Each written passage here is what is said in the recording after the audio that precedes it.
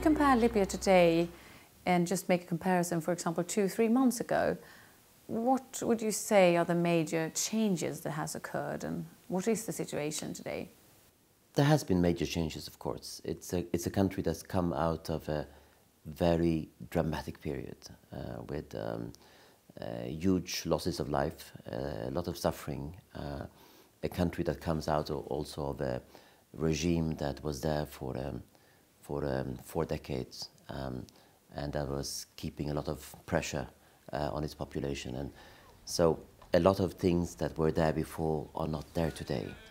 At the same time, just as before, they still have a lot of challenges ahead of them. But when I came here the first time, there was no government. Now there's an interim government that is at least running the daily affairs. They are preparing for elections. So I mean, the difference from 3 months ago is huge, even though all the Libyan friends that I meet say, of course, that they have a long way to go still. Jan Teslev is Sweden's ambassador in Libya. And together with Mr. Gunnar Ohm from the Swedish Department of Trade, he took a Swedish business delegation to Libya in the spring of 2012. I mean, the main reason for having this type of business delegation is for us to open doors for Swedish industry and in order to increase export from Sweden. So it's very natural that we are here at this conjuncture in the transition period for Libya. So it's an honor to heading a delegation of this kind. One of the companies in the delegation was Swedish Bactiguard. Bactiguard is a medtech company with a unique innovation in infection protection. The CEO and owner of the company, Mr. Christian Kink, traveled to Libya to make a donation. He wanted to give a gift to the people of Libya and wanted to make sure it was properly handed over to the Minister of Health and also the hospitals in Tripoli, Benghazi and the rest of Libya. I'm here to hand over a Swedish donation of 50,000 Foley catheters. This is our Swedish invention, saving lives all over the world. And now, since Libya is suffering from everything, they are lacking hospital beds, they are having infections, people are dying every single day, and we have a solution. So the day after tomorrow, I'm going to hand them over to the Minister of Health in Tripoli. But more importantly, this is just the first step. From here on, we need to make sure that they find the right hospitals in Tripoli, in Benghazi, and in the south of Libya. And from there on, we're also going to start to see how can we help to build a sustainable healthcare system in Libya. You're welcome in Libya. I'm looking forward to work together. Thank you for coming.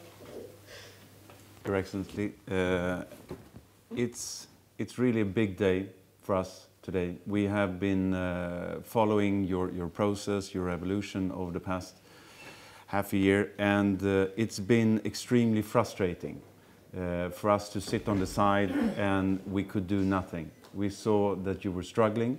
The people of Libya has been gone through a very, very tough period of time, and finally we have tried together with the ambassador, we wanted to make our donation already early this autumn to the Libyan healthcare system, but it was impossible. But now we're here. And let's say the reason why we are here, and we had the pleasure to meet with some of your hospitals, and unfortunately I realized that the situation is actually as challenging as I thought. You have an issue with lack of beds because you have many patients in your hospitals. You have a lot of infections, as we do. So this is not something unique only for Libya. And you also, as we heard from Linda, you had an outbreak of MRSA, multi-resistant bacteria. That's why I'm here. Because as of today, what better way to start than to actually come with not only a helping hand, but also something practical that you can really take with you into the hospital sector. So as of today, we are donating 50,000 catheters to a value for us. I mean, it's a $1 million US. These products, I hope, also is going to be the start of a very long relation in between us, because in your hospital sector today, you have somewhere 50,000–60,000 patients suffering from war injuries. As we heard, the infection rates are high. We need to do something. Hand it over. Thank you. So, officially, hereby, to the Libyan people, from us.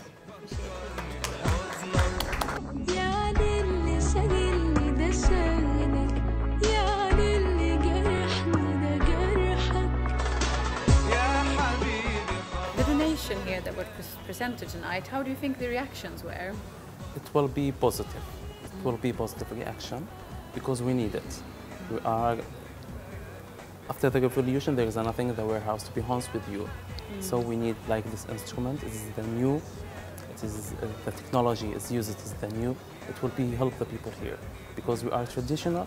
We are, as they say, I'm sorry for that third word. We need to save our people. We need like this equipment, like this instrument, very high quality, very high technology to save our people. Of course it will be useful, and of course it came at the right time. And of course, I repeat what I said before, not because Libya is a poor country and need to donation, but because right now the management system and the supply system and the routine day-to-day work is in disarray. And it will take time. We are in transition period now. It will take time before actually things will start working properly as they should.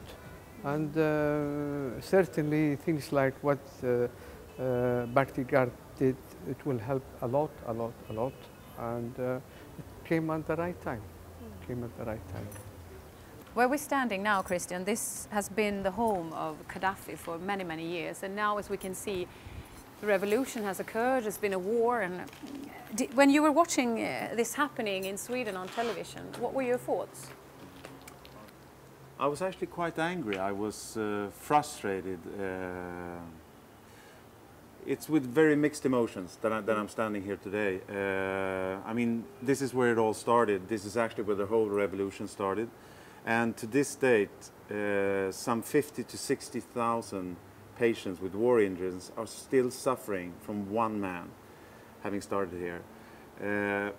I know that we cannot change everything, but I truly hope that Bactiguard, that what we're doing here today, donating, making a small difference, but still a very sustainable difference, is also going to inspire other people, other companies around the world, because it's never too late. You want to make a difference, start today. Tomorrow will be too late.